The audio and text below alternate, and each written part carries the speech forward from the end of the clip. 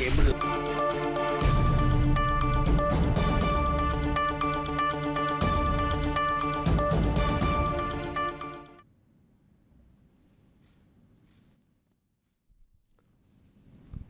Bismillahirrahmanirrahim.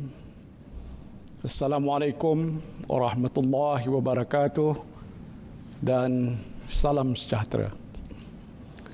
Apa khabar semua? Saya harap saudara dan saudari sekalian sihat walafiat.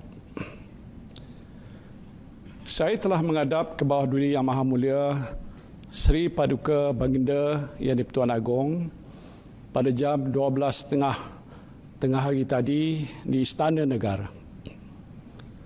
Dalam sesi menghadap tersebut, saya telah menyerahkan warkah peletakan jawatan saya sebagai Perdana Menteri dan seluruh jemaah menteri di bawah perkara 434 Perlembagaan Persekutuan disebabkan saya telah kehilangan kepercayaan majoriti ahli Dewan Rakyat.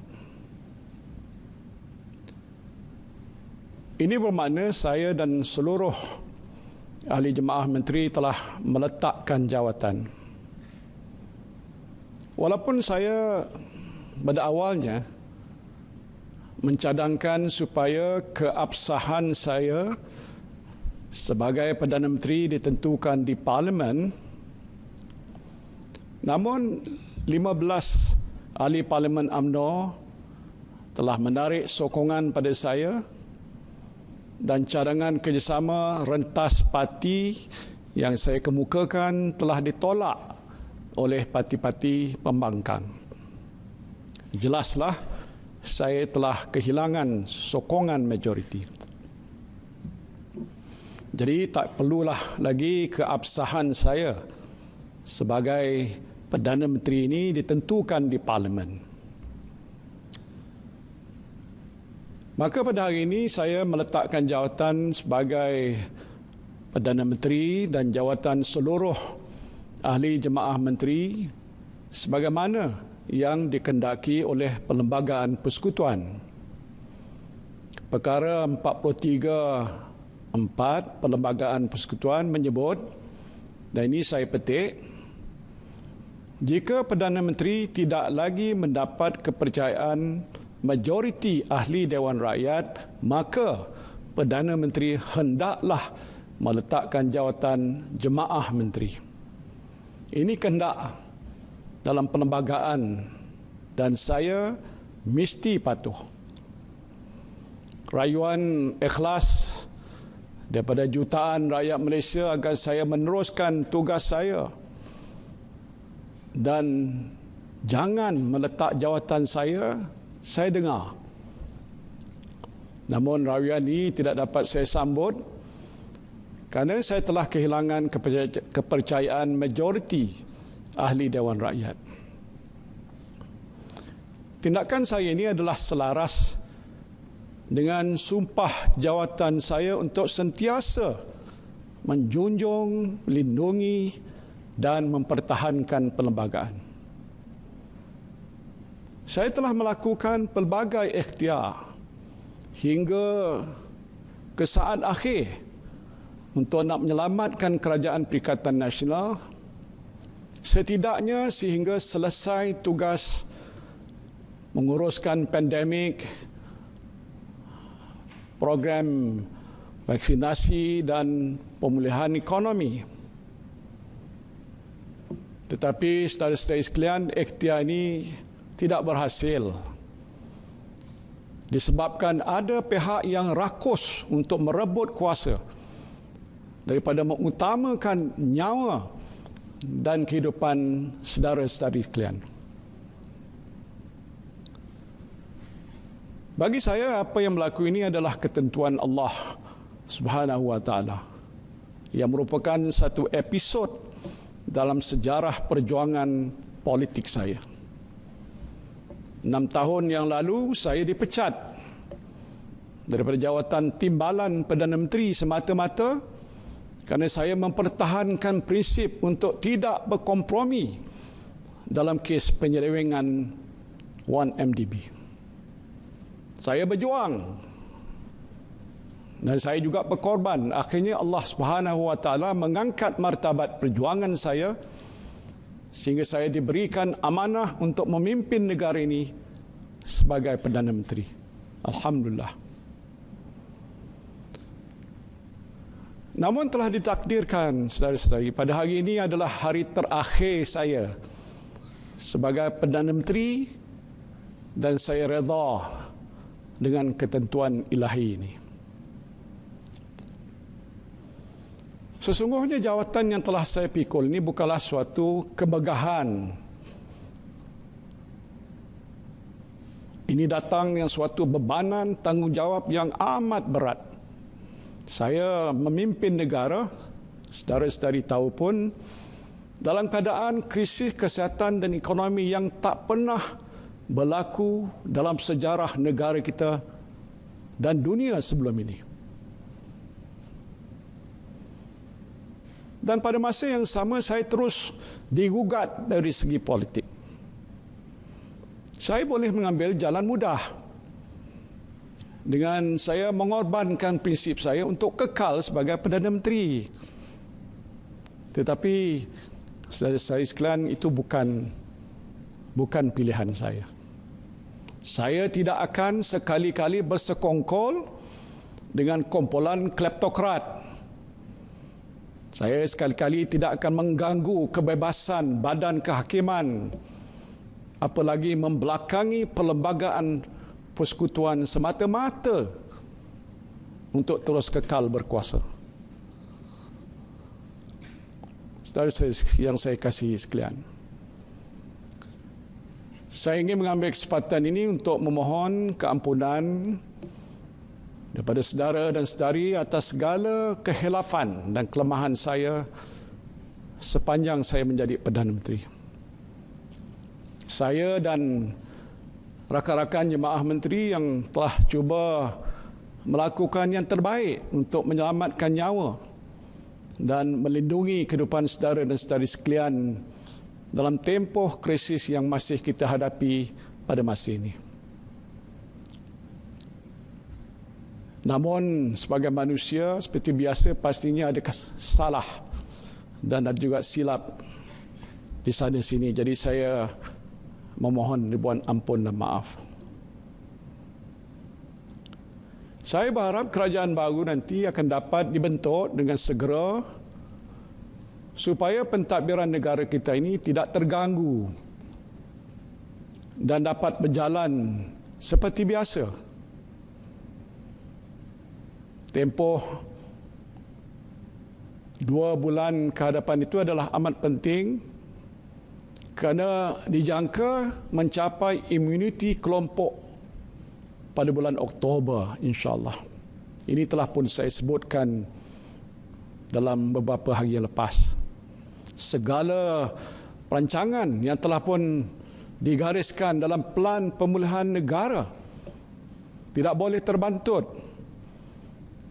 Sektor-sektor ekonomi perlu dibuka semula untuk kita pastikan ekonomi negara kita dapat pulih dengan segera dan rakyat dapat menjana pendapatan untuk menyara diri dan keluarga.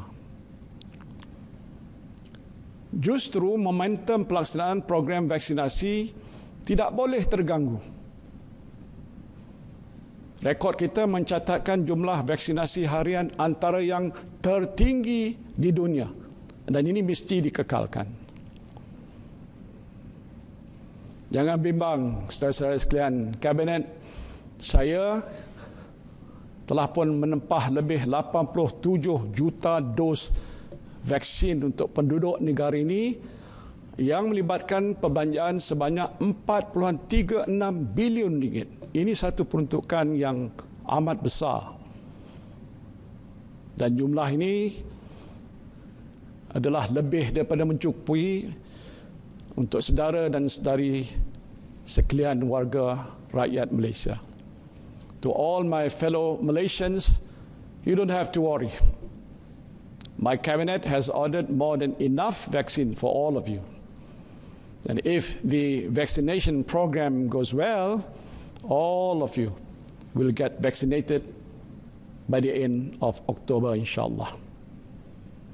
And I hope the new government which takes over the administration of this country will take a good care of all of you, because it is the only things that I care about.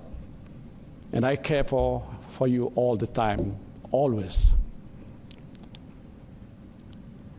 Saya sentiasa prihatin dengan nasib saudara dan saudari sekalian, kerana saya anggap saudara dan saudari sebagai anak-anak saya sendiri. Tak tahulah ada yang panggil saya Abah. Terima kasihlah. Kerana itu saya telah menekankan bahawa kebajikan saudara dan saudari menjadi keutamaan Kerajaan Perikatan Nasional, iaitu sebuah kerajaan yang amat prihatin rakyat. Saya optimis bahawa negara kita akan dapat keluar daripada krisis pandemik ini dalam masa yang terdekat. Saya teruja kerana saya melihat perkembangan positif beberapa hospital di Lembah Kelang, di mana jumlah kemasukan pesakit COVID-19 kategori 4 dan 5 semakin berkurangan. Mudah-mudahan pula dengan program vaksinasi yang semakin meningkat, lebih banyak lagi nyawa akan dapat diselamatkan dan saudara-saudari dapat kembali menjalani kehidupan saudara-saudari seperti biasa. Saudara dan saudari yang saya kasihi sekalian, saya mengambil kesempatan ini untuk mengucapkan jutaan terima kasih pada para frontliners kita. Selalu saya ucapkan terima kasih. Ini saya nak ucapkan terima kasih sekali lagi pada frontliners kita yang saya tahu terus-menerus bertungkus lumus siang malam. Untuk apa? Untuk memerangi pandemik COVID-19. Tidak lupa juga ucapan terima kasih saya buat pada semua penjawat awam yang saya tahu telah memberikan kerjasama sepenuhnya kepada saya dalam melaksanakan dasar-dasar yang diputuskan oleh Kerajaan Perikatan Nasional. Saya berharap segala dasar yang baik untuk rakyat dapat diteruskan pada masa akan datang. Saya juga ingin mengucapkan terima kasih pada pihak industri, para pekerja, pertubuhan bukan kerajaan, pimpinan masyarakat dan semua pihak yang telah pun membantu Kerajaan Perikatan Nasional menyampaikan khidmat yang terbaik kepada anda semua, saudara-saudari sekalian. Saya juga merakamkan ucapan terima kasih yang tidak terhingga kepada rakan-rakan jemaah menteri saya yang telah pun berkorban masa, berkorban tenaga bersama saya selama ini. Terima kasih juga saya ucapkan pada pengurusan tertinggi Kerajaan Persekutuan, termasuk Ketua Setiausaha Negara, Peguam Negara, Ketua Pengarah Kesihatan Malaysia, Ketua Polis Negara, Panglima Angkatan Tentera, Ketua Pengarah Majlis Keselamatan Negara dan lain-lain pegawai yang tidak dapat saya sebutkan satu persatu. Anda semua telah banyak membantu saya untuk menjalankan tugas dan amanah menguruskan negara di waktu pandemik ini. Terima kasih saya ucapkan. Dan ucapan terima kasih paling istimewa tentunya buat isteri saya yang tercinta dan keluarga saya yang menjadi sumber inspirasi saya sejak daripada dahulu hinggalah ke hari ini. Terima kasih juga pada kepimpinan bersatu, pimpinan tertinggi Perikatan Nasional dan dari parti-parti PAS, STAR, SAPP, Gerakan, pimpinan Gabungan Parti-Parti Sarawak, pimpinan MCA, MIC dan sebahagian ahli Parlimen UMNO yang terus memberikan sokongan kepada saya hinggalah ke saat ini. Kepada seluruh rakyat Malaysia saya ucapkan terima kasih di atas sokongan saudara-saudari sekalian. Saya akan terus berbakti kepada anda serta sentiasa mendoakan kesihatan dan kesejahteraan anda semua. Kekal bertenang ya. Mudah-mudahan ke bawah duli Yang Maha Mulia Seri Paduka Baginda Yang di-Pertuan Agong diberikan rahmat kebijaksanaan untuk memilih Perdana Menteri yang baru menurut kehendak Perlembagaan Persekutuan. Marilah kita bersama-sama mendoakan agar Allah Subhanahu wa taala sentiasa memelihara keselamatan dan keamanan negara kita dan juga mengekalkan perpaduan seluruh rakyat Malaysia. Bismillahirrahmanirrahim. Alhamdulillahirabbil alamin. Wassalatu wassalamu ala asyrafil anbiya'i wal mursalin wa ala alihi wa sahbihi ajmain. Ya Allah, ya Rahman, ya Rahim, Engkau kurniakanlah kerahmatan pada kami. Engkau lindungilah keselamatan dan keamanan negara kami. Engkau peliharalah kesihatan dan kesejahteraan hidup kami. Engkau lenyapkanlah penyakit coronavirus dari muka bumimu ini, ya Allah. Ya Allah, ya Rahman, ya Rahim, Engkaulah yang mempunyai segala kepujian. Engkaulah yang berhak menerima segala kesyukuran. Engkaulah yang memiliki segala pemerintahan.